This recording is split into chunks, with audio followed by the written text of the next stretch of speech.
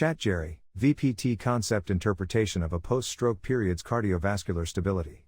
Number 1433, VPT Sharp 006, November 11, 2025. Gerald C.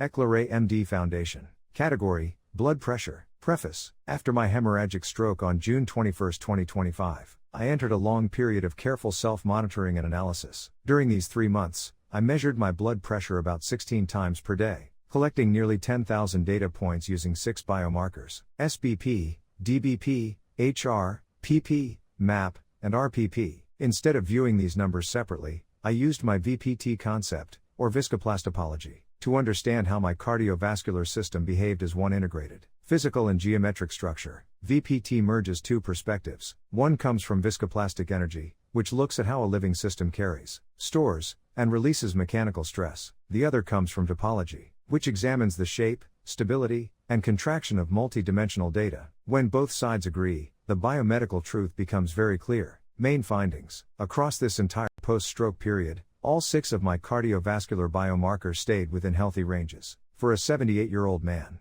my SBP remained around from 110 to 115. DBP stayed around 70. MAP stabilized at about 84. My heart rate remained near 60.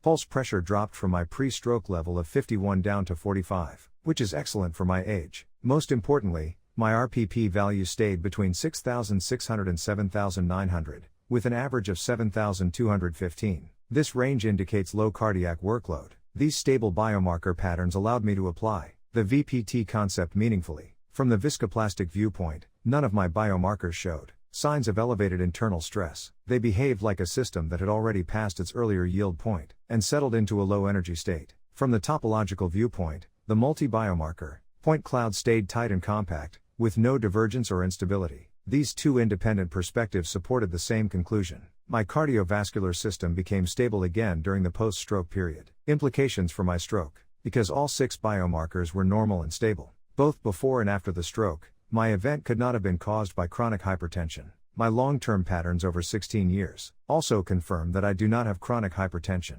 Instead, the stroke was triggered by a single, sudden emotional surge that pushed my SBP to 175 mm of mercury on June 21, 2025. This extreme spike ruptured a fragile micro-vessel near the pons area of my brain. The pons is one of the most dangerous places to suffer a hemorrhage. It controls breathing, heartbeat, swallowing, coughing, and basic consciousness. Mortality rates are extremely high. Most survivors have severe neurological damage. I was extremely fortunate. Not only did I survive, but I also experienced a surprising cognitive uplift. This improvement matches well-documented neuroplasticity phenomena, where the brain reorganizes itself after injury and sometimes enhances certain functions. For example, I suddenly remembered and applied subjects such as topology and stochastic methods that I learned 5 to 6 decades ago, which have now become part of my medical research tools. My stroke research also shows that the real root cause of my recent stroke incidence was not blood pressure, but my earlier 20 years of uncontrolled diabetes, from 1990 to 2009.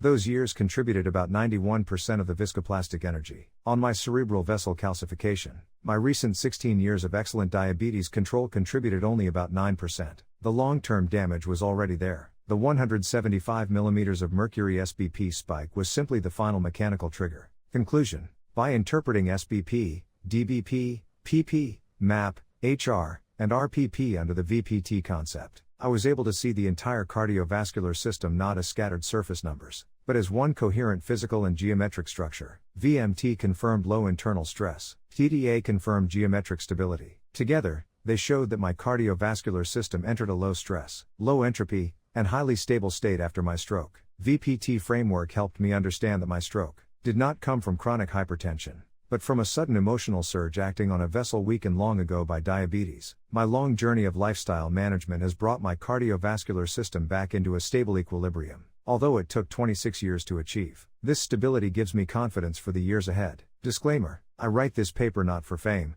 but to share what I have learned so others can understand their health, prevent disease, and live longer, healthier lives. This content is for educational reference only, and does not constitute medical advice. No doctor-patient relationship is created. You may share this summary freely, but it must not be altered, edited, or republished as your own. All intellectual property rights belong to the author, Gerald C.